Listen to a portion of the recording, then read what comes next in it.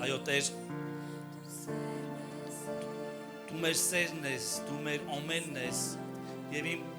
կյանքը եւ իմ սիրտը, մեր բոլորի կյանքերն ու սրտերը Տեր պատկանում են միայն Քեզ։ Եվ Տեր մեր աղոթքն է հիմա, որ մեզ ոչինչ չբաժանի Քո աստվածային սիրուց, Հիսուս։ Ոչ կյանքը, ոչ մահը, ոչ ապագան, ոչ ներկան, ոչ անցյալը, ոչ հրեշտակները, ոչ զորությունները, ոչ պետությունները, ոչ իշխանությունները, ոչ մի բան չեն կարող մեզ բաժանել Քրիստոսի սիրուց։ Սա մեր աղոթքն է Տեր իմ Աստված, որ ոչինչ, ոչ բարձունքներ, ոչինչ մեզ չբաժանի Քո սիրուց։ Տեր, մենք շնորհակալ ենք Քեզ եւ օրհնում ենք Քո սուրբ անունը։ Տեր, խնդրում ենք օրհնի եւ օծի այսօրվա ծառայությունը։ Օրհնի եւ ներկա եղիր այնպես, ինչպես երբեք ներկա չես եղել։ Թող որ շատանա Քո զորությունը շնորհքի վրա։ Առաջնորդի Տեր, առաջնորդի մեր հետագա ընթացքը, օրհնի բոլոր քույրեր եղբայրներիս, օրհնի մեր սրտերը, մեր միտքը, մեր հոգիները օրհնիր։ Օրհնիր Տեր, Դու տեսնում ես յուրաքանչյուրիս ճանապարհը։ Սիրելի Աստծո մարդ, Աստված տեսնում է Քո ճանապարհը, տեսնում է Քո լացը, Քո արտասուքը, տեսնում է Քո ծածուկ աղոթքը, տեսնում է Քո պայքարը Քո մարմնի դեմ, տեսնում է թե դու ինչպես ես քեզ ամեն անգամ խաչը հանում, տեսնում է Քո ցանկասիրությունը, տեսնում է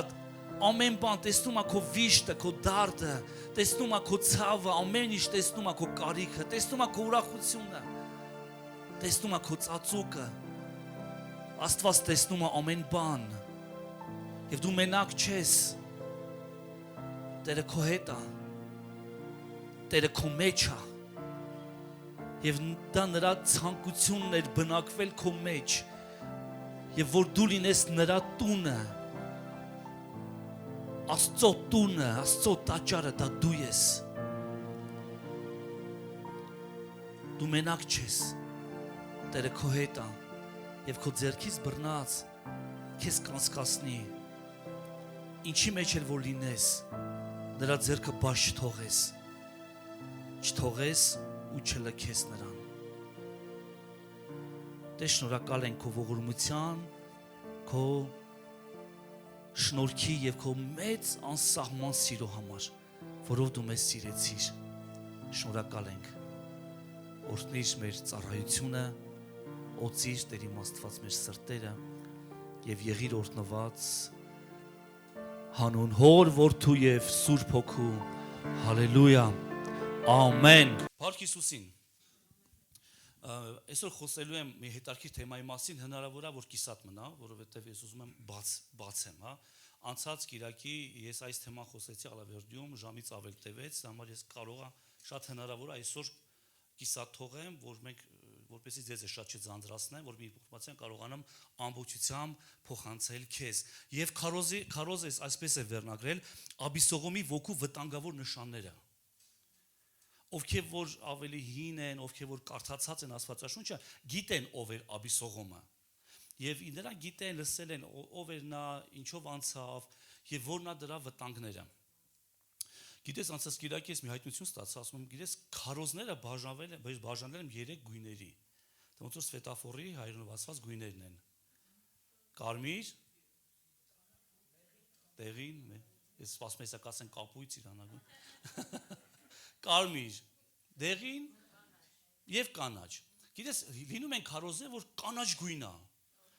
Ասես քարոզ է, հա, գնա քորտությունը վերցրու, գնա հավատքով սարերը շուրտու, գնա, հա, դրանք կոչվում են կանաչ գույնի քարոզներ, ճեղքող, գնացող։ Կան քարոզներ, որ կարմիր գույն են։ Կանգառ, այո, կանգառ։ Մի ոչ զգուշացիր կանգառ, մի գնա։ Մի շնացի, մի խափի, հա, մի սփանի, այսինքն կան այդպես կարմիր քարոզներ, որ կետերը կանգնեցնում է, իսկ կան զգուշացնող դեղին լույսի քարոզներ, այսօվա քարոզը դեղին լույս է լինելու այսենց, երբ որ մենք վարորդներս դեղի լույս ենք տեսնում, միգուցե դա մեզ դուր չգա, որովհետև մենք ուզում ենք գնանք, ուզում ենք դեր մեր ոտքը դնենք գազին եւ արագ գնանք, բայց արի ու տես, որ այդ դեղի լույսը այս ամբողջ ընթացքում միլիարդավոր մարդկանց կյանքեր ա փրկել, ամբողջ աշխարհում, որ մարդիկ ենթարկվել են դեղի լույսին եւ կանգ են առել, եւ այնտեղից մի մեծ գնաց կա եկել, այնտեղից մի մեծ բեռնատար ա եկել, եւ մարդը մտածել է, եթե ես չկանգնեի, հաստատ կմահանայի, եւ կա հոգեվոր աշխարհում նույնպես, որ այդպես զգուշացնող դեղի լույսեր, որոնք մենք պիտի տեսնենք, որ Տերը մեզ զգուշացնում է դեղի լույսով, եւ եթե մենք չկանգնենք, մենք լուրջ փաստի առաջ կարող ենք կանգնել, եւ տեսեք այսօրվա քարոզը հենց այդ դեղին լույսիա նման լինելու Աբիսողոմի ոգու վտանգավոր նշանները։ Սա մի փոքր նման է Հեզաբելի ոգուն, որի մասին խոսացել ենք 2 տարի առաջ, բայց ես հասկացել եմ ահագին է տարբերությունը։ Օրինակ, եթե կարճ, այսպես ասեմ, Հեզաբելի ոգին դեմ է դուրս գալի եկեղեցու օծության, այսինքն մարգարեական օծության դեմ։ Հեզաբելի ոգին խփում է մարգարեական ծառայության, այսինքն մարգարեին։ Հիշիր, Հեզաբելը ում էր ուզում սպաներ Եղիային, մարգարեին։ Հերովդյան, որը նույնպես առաջնորդվում էր Հեզաբելի ոգով, ում սպանել տվեց Հովանես Մկրտչին, ով նույնպես մարգարե էր։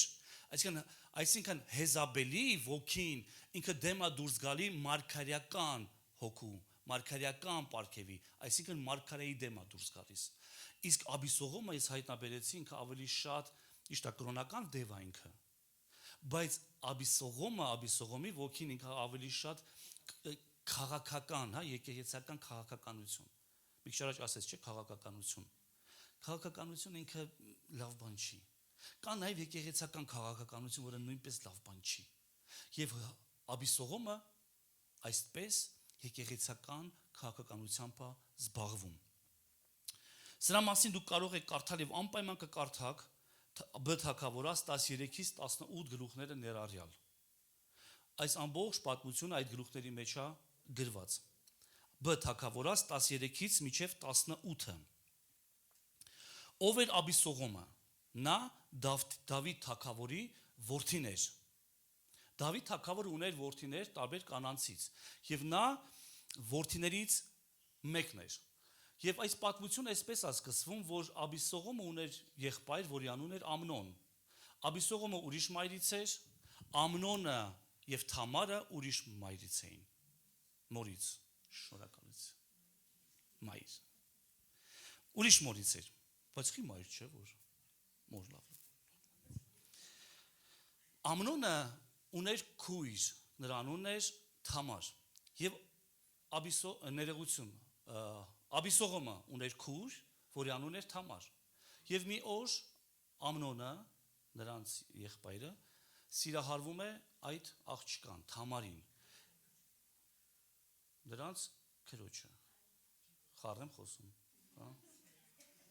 Տեր ջան, խաղաղություն տուր ինձ, խնդրում եմ, մտքերս թող որ հավաքվեն Հիսուս Քրիստոսի անունով։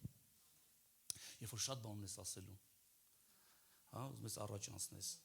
Մի խոսքով Ամնոնը սիրարվում է Թամարին եւ այն աստիճան է սիրարվում, որ սկսում է հիվանդագին նայել, արդեն հիվանդանալ, մաշվել, հաց չեր ուտում, նիհարում էր եւ նա ուներ ընկեր, վայ նման ընկերներին իրականում, հա։ Ամնոն ուներ ընկեր, ով որ խորհուրդ տվեց, ասես գիտես, արի խափիությամբ կանչենք Թամարին, նա կգա քո համար ինչ որ մի բան պատրաստելու քո գիտակ, եւ դու նրա հետ կկենակցես եւ այդպես էլ եղավ։ Թագավորը երբ որ եկավ, Դավիթ եկավ Ամնոնի մոտ, ասեց ես ուզում եմ իմ քույր Թամար իմ համար ինչ որ ուտելիք պատրաստի, եւ նա գալիս է եւ Ամնոնը բռնաբարում է Աբիսողոմի քրոջը Թամարին։ Նրանք կենակցում են եւ հետո գրված է եւ Ամնոնի հոգին ատեց Թամարին։ Այստեղ մենք կարանք ենթադրենք եւ հասկանանք, որ սա սեր չէր, սա ուղղակի կիրք էր, հա, որից հետո դիվային կիրք էր, այո, սա դիվային մի բան էր։ Կիրքը նորմալ է, կիրք ասվածը նորմալ է, հա, բայց սա դիվային կիրք էր, որից հետո ատեց։ Ես այստեղ տեսնում հարցական նշաններ, ոնց քրոջ հետ բան, այն ժամանակ Աստված աշկ էր փակում, որ կարար տղամարդը մի քանի կին ունենար։ Աստված ուղղակի աշկ էր փակում։ Այնպես չի որ Աստծո կամքն էր, որ Դավիթը մի քանի կին ունենար կամ Սողոմոնը 700 կին ունենար, սա ուղղակի Աստված աշկ էր փակում։ Եվ գրված է եւ Ամնոնը ատեց Թամարին եւ արձակեց նրան եւ այստեղ ակտիվացավ արդեն Աբիսողոմը։ Առաջին հայացքից ով էր Աբիսողոմը։ Առաջին հայացքից նա գեղեցիկ, խարիզմատիկ, ազդեցիկ մարդ էր, բայց դա միայն արտաքինն էր նրա։ Գիտես, մարդու արտաքինը այնքան խաբուսիկ է։ Առաջի հայացքից նայում են անթերի, մենք այսօր կկարդանք այդ տեղերը։ Անթերի մեկը, ազդեցիկ մեկը, գեղեցիկ մեկը, բայց խնդիր կար նրա ներսում, խնդիրը նա էր, որ նրա ներսում աստիճանաբար աճում էր դժգոհություն եւ թաքնված ամստամբության վտանգավոր ոգին։ Գիտես, ոգիները իրականում կան ոգիներ, որոնք որ աշխարհում են թափառում, բայց կան կոնկրետ ոգիներ, ովքեր որ եկեղեցում են, այսինքն հոգևոր միջավայրում են իրենց լավ զգում։ Եվ այս ոգին հոգևոր իրականության մեջ է իրան լավ զգում։ Հիզաբելի ոգին հոգևոր իրականության մեջ է կերակրվում։ Դուք ասես ոնց Աստծո ներկայության մեջ, այո, Աստծո ներկայության մեջ նրանք կարան ծպտվեն եւ մնան։ Եկեղեցիներում այսօրվա։ Հարց եմ ուզում տալ, Հիսուսը հիմնական որտեղ էր դևեր քշում։ Ո՞վ է հիշում։ Դժոխքում ասում։ Սինագոգում, ժողովարանում, Հիսուսը մտնում է ժողովարան ու դև էր հանում։ Հիսուսը մտնում է ժողովարան ու սաստում էր դևերին։ Այսինքն կան ոգիներ, որոնք որ այո, կրոնական ոգիներ են եւ դևեր են։ Եվ այս դևը նույնպես ինքը եկեղեցական միջավայրի մեջ է։ Ոչ ոքս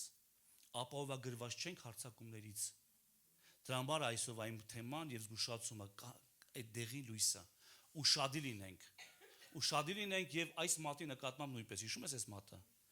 այսօր թեման ու մի չպետք է ասենք այս մարդու համար է չէ թեման ասում այո իմ համար է թեման հարց չկա իմ համար է թեման այսօր բոլորս մեր վրա պիտի նորից մեր մատերն ուղենք ասենք գիտես ես պիտի զգուշանամ շնորհակալ եմ անկեղծության համար Հաբա իմ համար է իհարկե, բոլորիս համար է, ոչ ոքս ապահովագրված չենք, նույնիսկ Դավիթը անցավ սրա մեջով, թանկագիներս, Աստծո օծյալը անցավ սրա մեջով։ Եվ այսօր մենք պիտի այս մատը ուղենք մեզ եւ զգուշանանք, մեր շուրջը տեսնենք իրականում մարդիկ կան, որ իրականում մենք պիտի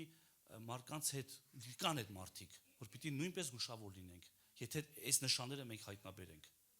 Ու մենք հասկանանք, որ եթե մենք վնասվում ենք, հա։ Երեք մի բան նայեց ինտերնետում, ասում է, երբ որ ինչ-որ մեկը քեզ խանգարում է, մի մտածիր, որ գիտես, Աստված անտարբեր է դրա նկատմամբ։ Աստված կարա այնպես անի, ինքը քեզ այնպես ցավացնի, որ դու ինքնաբերաբար նրանից կտրվես։ Դրա համար կան մարդիկ, ովքեր որ գիտես,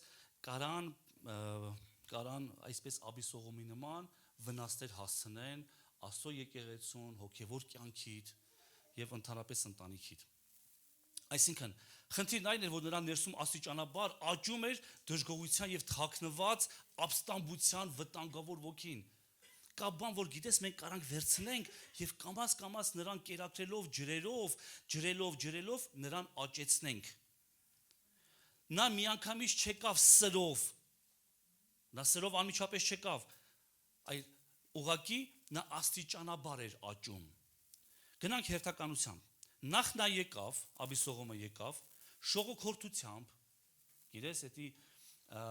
ռուսերենով է լավ ասում, լծիվե ուստա, հա, այդ հաճոյախոսությունը, այդ այն որ դու լսում ես այն ինչը որ քեզ հաճելի է։ Ինքը քեզ ասում է այն ինչը որ դու ուզում ես լսես։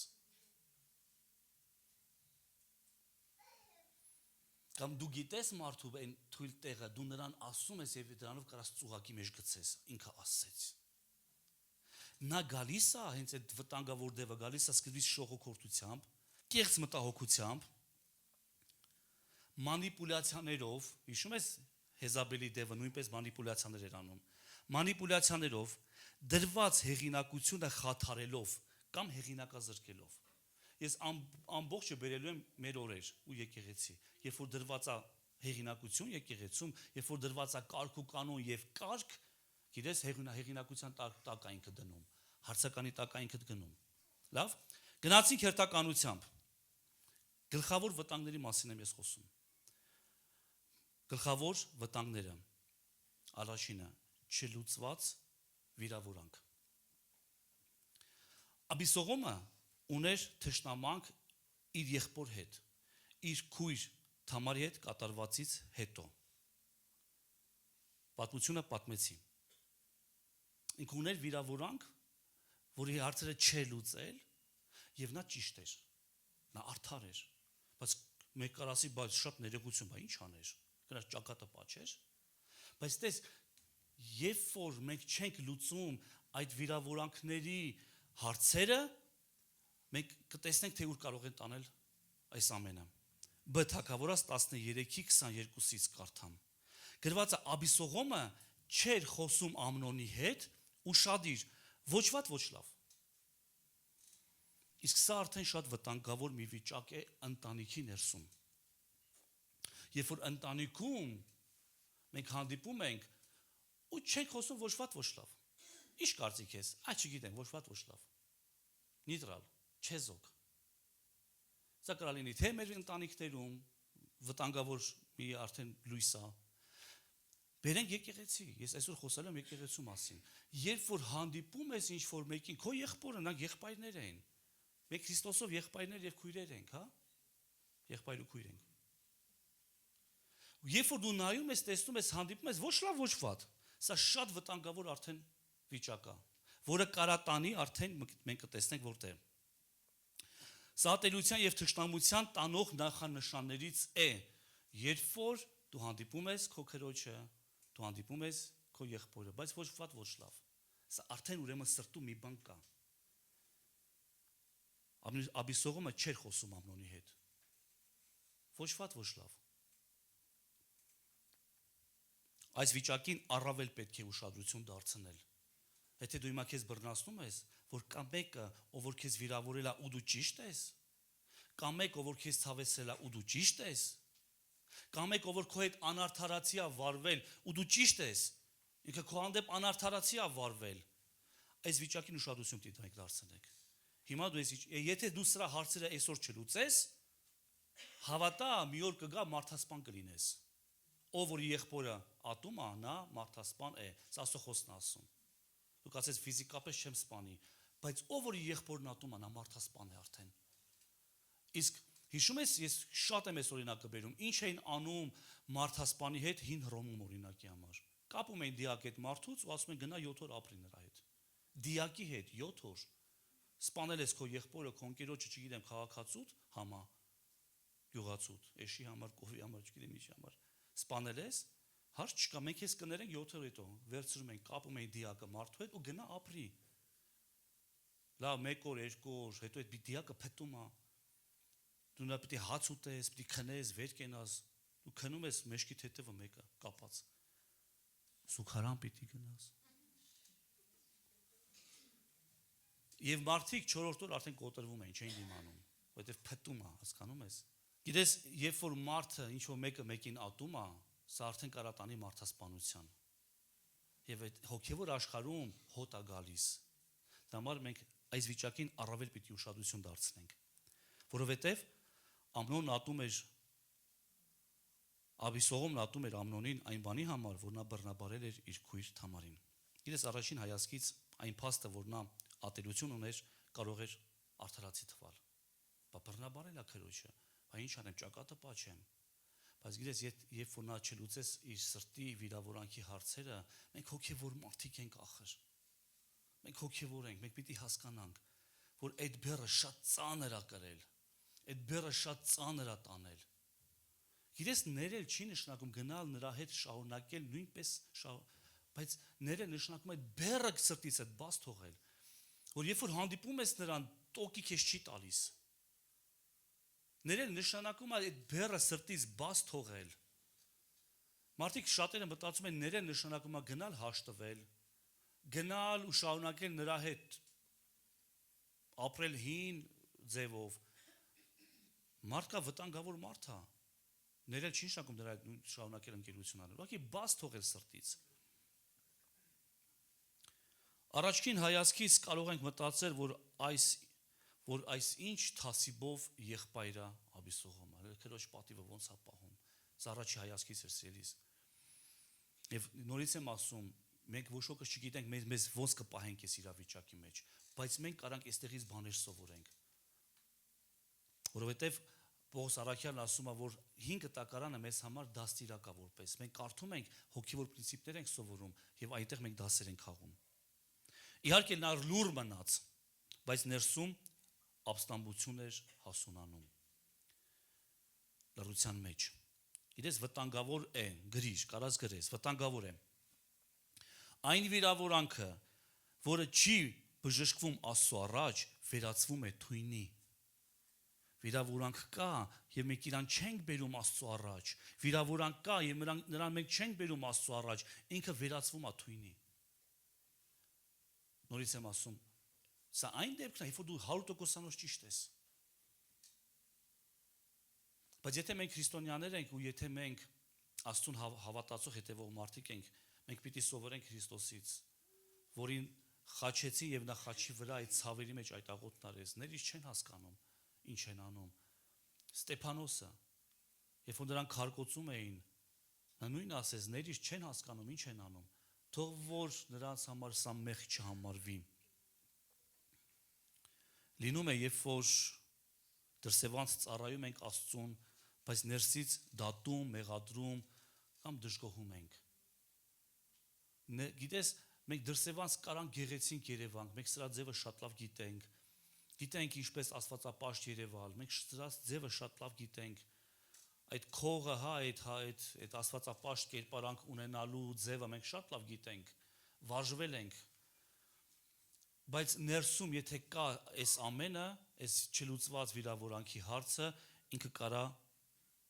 Եբրայեցիների 12:15, ինքը կարա, ասում է, զգուշ եղեք, որովհետև որևէ մեկն Աստծո շնորհից չզրկվի, ասում է, զգուշ եղեք, որ հանկարծ մեկ Աստծո շնորհից չզրկվի։ Ոնց կարա մարդը Աստծո շնորհից զրկվի, ոնց։ Դառնության արմատ թող չաճի ու ոչ ոքի թող նեղություն չտա։ Դառնության արմատ։ Դառնության արմատը կարա մարդուն զրկի շնորհքից Աստծո։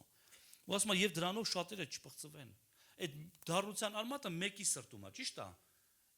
Կարա լինի, ասենք, իմ մոտ, ինչ որ մեկին չեմ կարող ներեմ ու ես ճիշտ եմ, եւ եթե ես այդ դառնության արմատը պահեմ, օրերից մի օր ես շնորհքից կընկնեմ։ Ու եթե շնորհքից ընկա, գիտես, ես կարամ շատերին պղծեմ դրանով։ Սա ասում է Աստծո խոսքը։ Սա գրված է Աստվածաշնչում։ Այն մաղձը միայն տվյալ մարդուն չի պղծում, այլ նաև իր հետ շատերին նույնպես կարող է պղծել։ Եվ տեսեք, գնանք նորից Բ Թագավորաց 13-ի 23 գրված է 2 տարի անցնելուց հետո։ Եվ վերջակետ։ Էլ չեմ շարունակում, ինչ եղավ։ 2 տարի Աբիսողոմը այս դառնությունը իր սրտի մեջ պահել էր։ 2 տարի Աբիսողոմը այս մաղձը իր սրտի մեջ պահել էր։ 2 տարի հասկանում ես։ Դες պատմությունա գրված, ես վերցրել եմ այդ գլխավոր միտքը։ 2 տարի անցնելուց հետո նա իր սրտի մեջ այդ մաղձը, դառնությունը, չներումը, վիրավորանքը, նույնիսկ եմ ասի, որի համար ինքը ճիշտ էր, նա պահել էր իր սրտում։ Իսկ սա շատ է թանկագինս, վտանգավոր շատ։ 2 տարին սա վտանգավոր շատ է։ Սա 2 օր չի, 2 շաբաթ չի, 2 ամիս էլ չի։ Սա 2 տարի սրտում ոչ լավ, ոչ վատ։ Ամրոնի հետ ոչ լավ, ոչ վատ։ Հանդիպում են ոչ լավ, ոչ վատ։ Սա կոչվում է արհամարի, սա կոչվում է, որ չեզոք, շատ նիտրալ, ոնց ես վերաբերվում, նիտրալ։ Կգնամ եկեղեցի, հալելույա, դեմքդ ֆռում այ դեպի իրան, էլ չես ուզում նայես։ Բայց շուրթերով Աստծուն հո չես գովում, հո չես պաշտում։ Ոչ լավ, ոչ վատ։ Մենք կարանք ունենանք այս կերպարանքը։ Որ մեր կողքինին ատելով Աստծուն երկրպագենք։ ատել, անտեսել, սա նույն բանն է։ Մեր կողքին չներելով, հալելույա։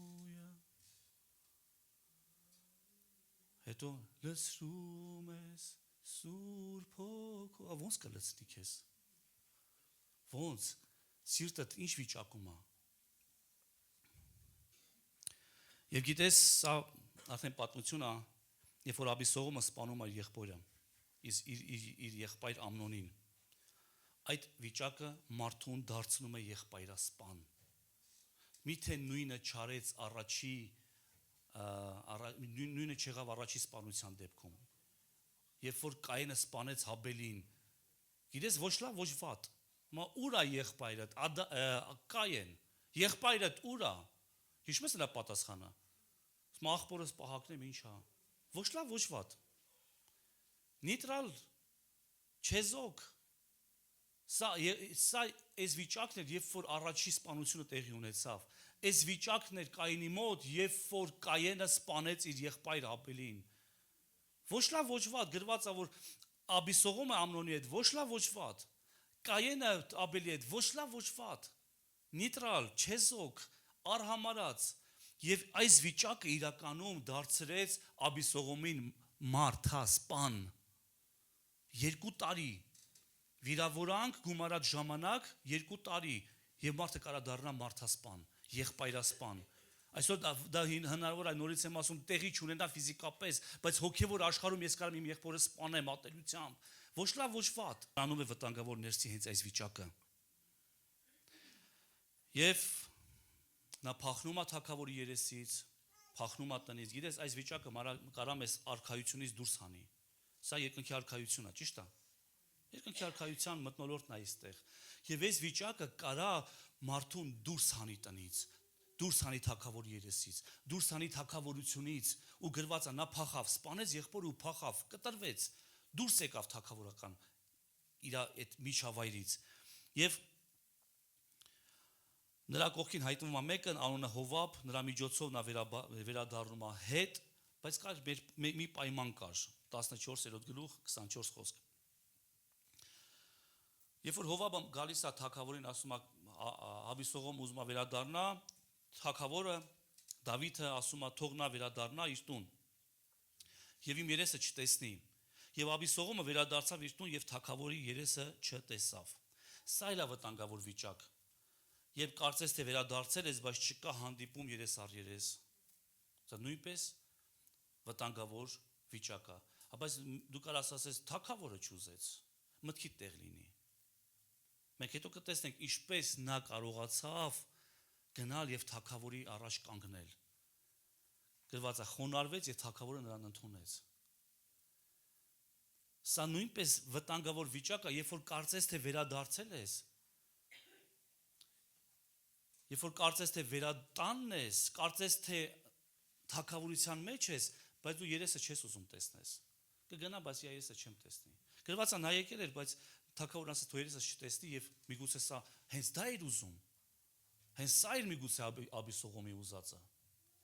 Կգնամ, բայց երեսը չեմ տեսնի։ Սա առաջին վտանգավոր տեղն էր, չլուծված վիրավորանք։ Երբ որ մենք չենք լուծում վիրավորանքի հարցերը, ինքը կարա մեզ դարձնի մարդասպան։ Երկրորդը արտաքինից ճիշտ կեցվածք, բայց ու բազմակետ։ Կարա լինի արտաքինից ճիշտ կեցվածք, բայց Աբիսողոմը ուներ կատարյալ տեսք եւ արտաքին 14:25-ներ Թագավորաց 14:25-ից ամբողջ Իսրայելում Աբիսողոմի պես գեղեցիկ մարդ չկար։ Նրան շատ էին գովում։ Ոտքի թաթից մինչև գլխի գագաթը նա ոչ մի արատ չուներ։ Երբ նա ածիլում էր իր մազերը, ամեն տարվա վերջում ածիլում էր մազերը, որովհետև ծանր էին լինում նրա համար։ Ու երբ որ ածիլում էին նրա մազերը, նրա գլխից կտրած մազերի ծանրությունը լինում էր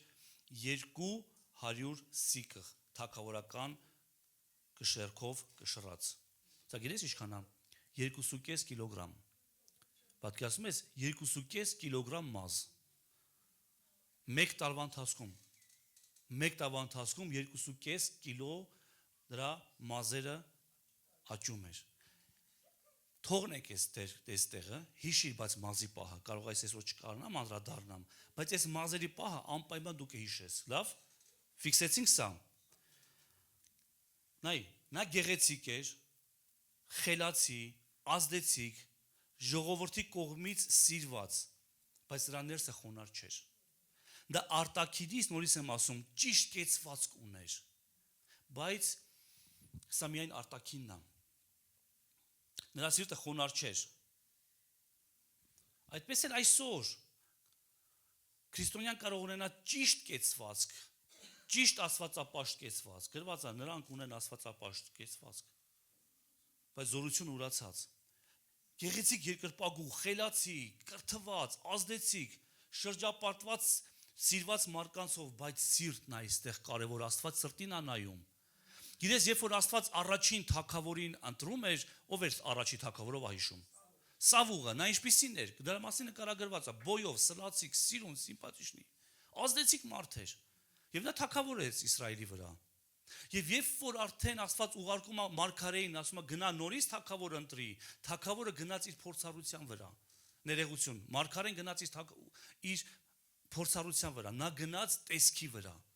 որովհետև առաջի թագավորը սիրուն, բոյով,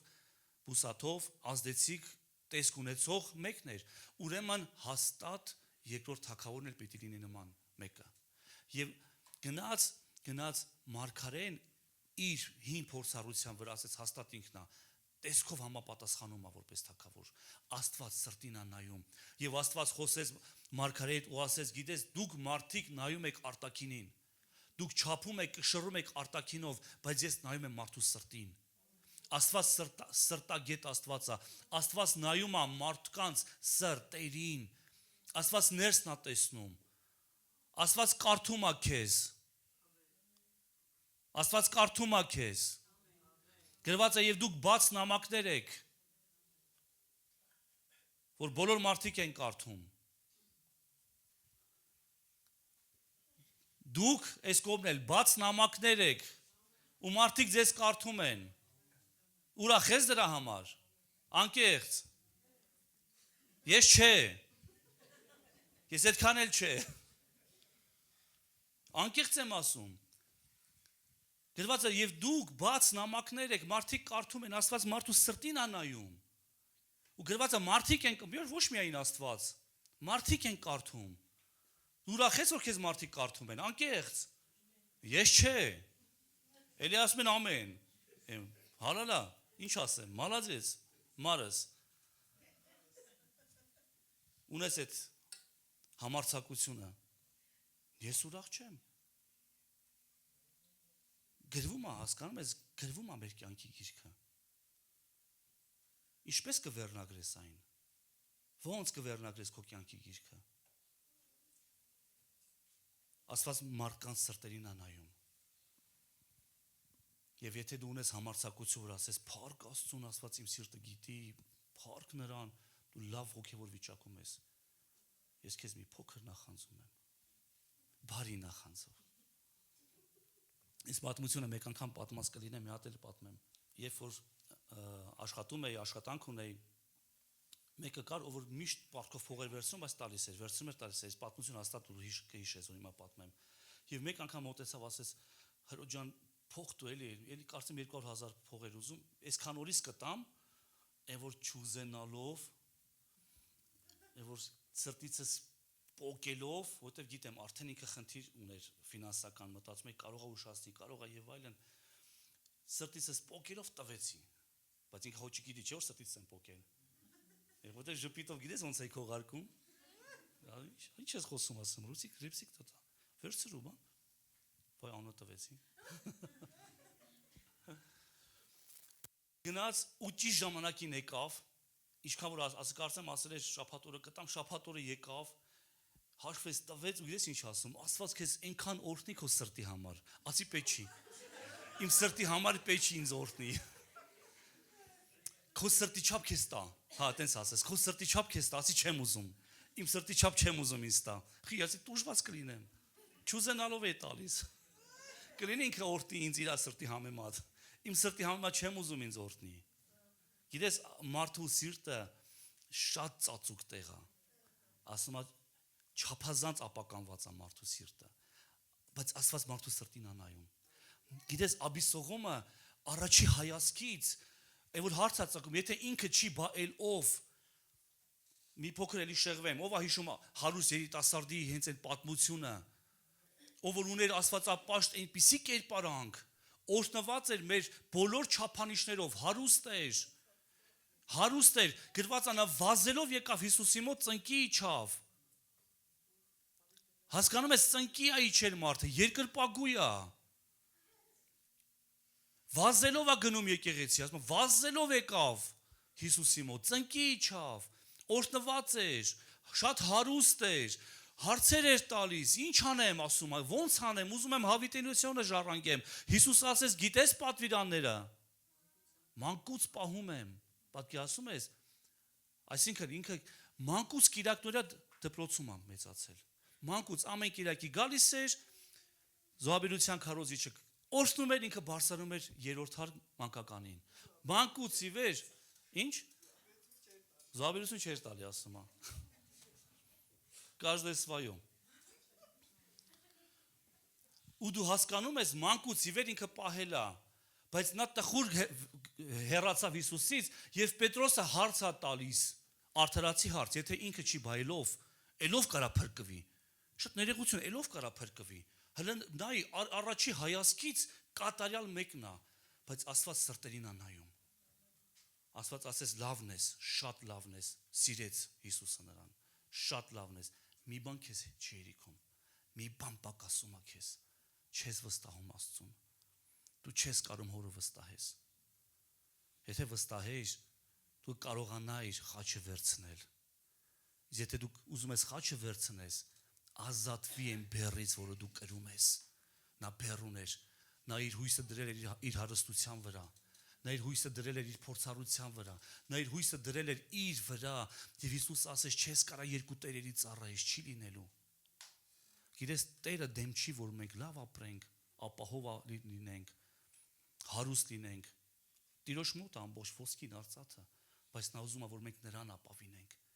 ասես գնա, ինչ որ ունես չունես վաճառի, բաժանի աղքատին, ներողություն, վաճառի բաժանի աղքատին, հետո կգաս, խաչ ունեմ քեզ տալու, բան եմ տալու քեզ, խաչը կվերցնես, ու նոր կկարողանաս հետևել ինձ։ Ու գրված է, նա գնաց հեռացավ տխուր, որովհետև նա չկարողացավ բաց թողի։ Առաջի հայացքից գիտես, մենք կարանք լինենք հենց այս երկրպագուն, վազելով, մանկուցի վեր, ամեն ինչը կա, հրաշալի է, բայց մի բան կարա պակաս լինի, սրտում մենք չունենանք խոնարհություն։ Գիտես, ու 28-րդ խոսք։ Եվ Աբիսողոմը 2 տարի մնաց Երուսաղեմում, բայց թագավոր երեսը չտեսավ։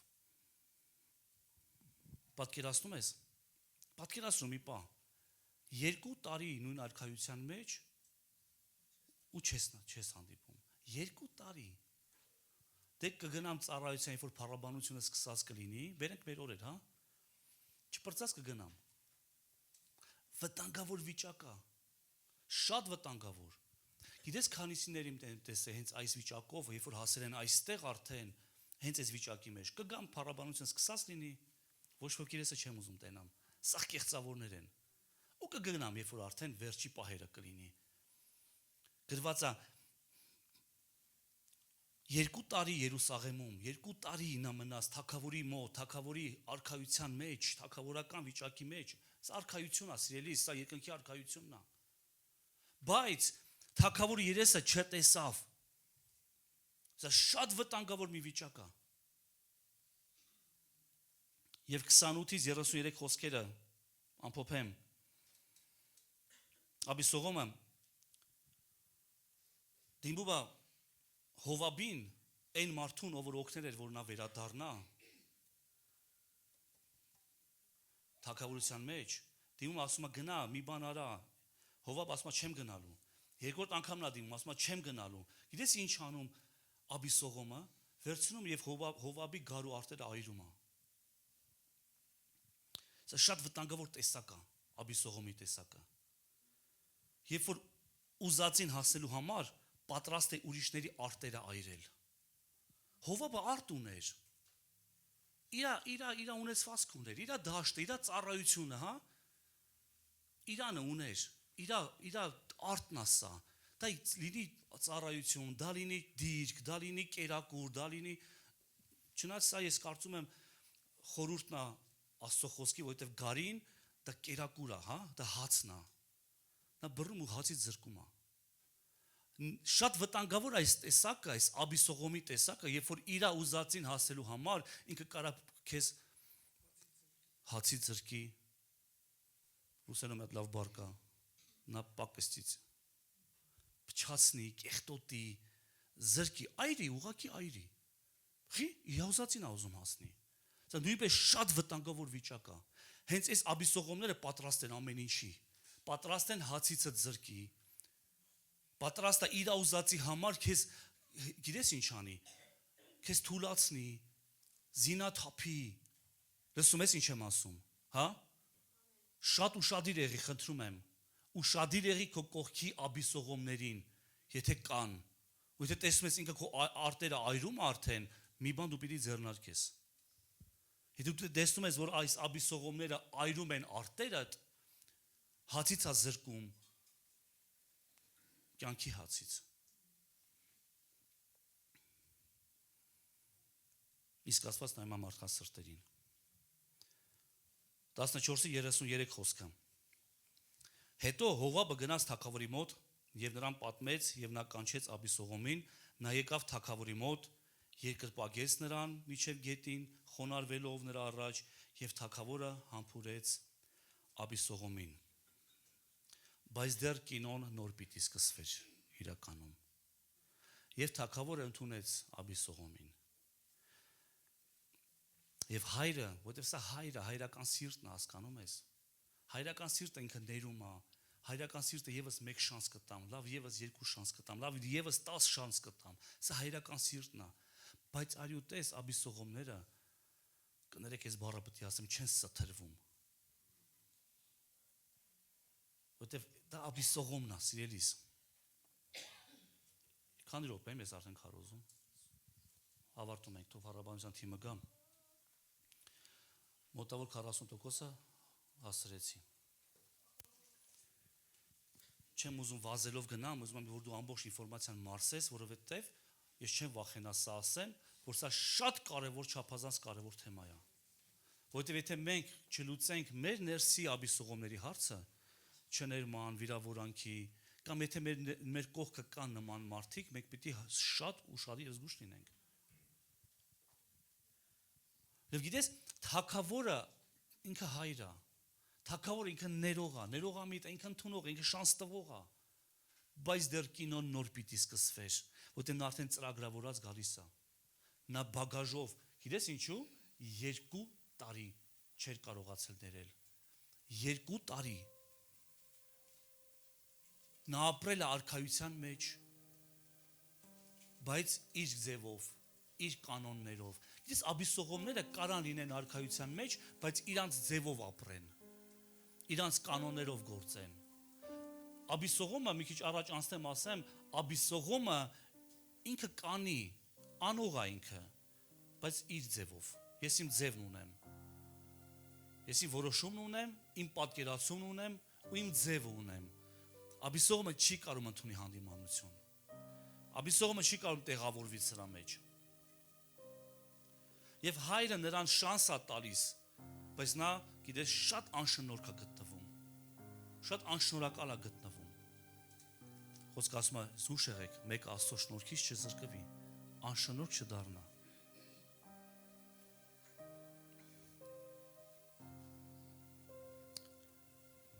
Գիտես, ինձ հետաքրքիր էր թե Հեզաբելի վախճանը, ինձ նաև հետաքրքիր էր թե Աբիսողոմի վախճանը։ Երկուսն էլ մահացան եւ երկուսին էլ սպանեցին իրենց նրանք ովքեր նրան շրջապատում էին։ Հեզաբելի շրջապատում էին ներքինիները։ Հիշում ես ներքինին ով էր։ Այն մարդը, որ երբեք չի կարելի երեխա ունենա, վերջ։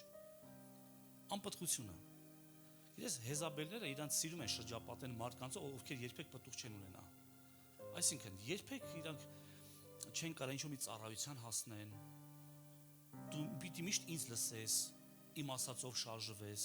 ես Աստծուց առնեմ ու քեզ տամ։ Աբիսողոմը համարյա նույն բանն էր։ Գրված է, նա դուրս էր գալիս, առաջ անցնեմ, մյուս կիրակի սրա մասին խոսամ, նա դուրս էր գալիս, ճանապարհը կտրում էր մարդկանց, ասում էր, արի ես քեզ քո դատը կանեմ։ Հիսուս ասաց, ես եմ ճանապարհը։ Աբիսողոմները ճանապարհ կտրող մարդիկ են։ Հիսուսի տեղն են ուզում գրավեն։ Դա շատ վտանգավոր տեսակ է, սիրելիս։ Եվ երկուսն էլ սպանեցին իրանց կողքի մարդիկ։ Ներքինիները շպրտեցին, դեն նետեցին Հեզաբելին։ Անպտղությունը կարա սպանի, հասկանում ես։ Եվ նույնպես Աբիսողոմին սպանեց Հովաբը, ով որ նրան հետ էր բերել, ով նրան կանչել էր, նրան օգնել էր, նա էլ նրան սպանեց։ Լավ, եկեք աղոթենք։ Սրան հաջորդ կիրակի կանդրադառնանք, բայց շատ շնորհակալ եմ նկարի համար, սիրելիներս։ Ես հիմք դրեցի հաջորդ քարոզի համար, բայց ես խնդրում եմ անպայման տանը կկարդաս, Բ թագավորաց 13-ից մինչև 18-ը ներառյալ, անպայման կարդա, շատ բան կա այնտեղ գրված, տողատակիրում այնքան բաներ կա, խոստանում ես, որ կարդալու ես, հա, խոստանում ես, հալելույա, փառք Հիսուսին,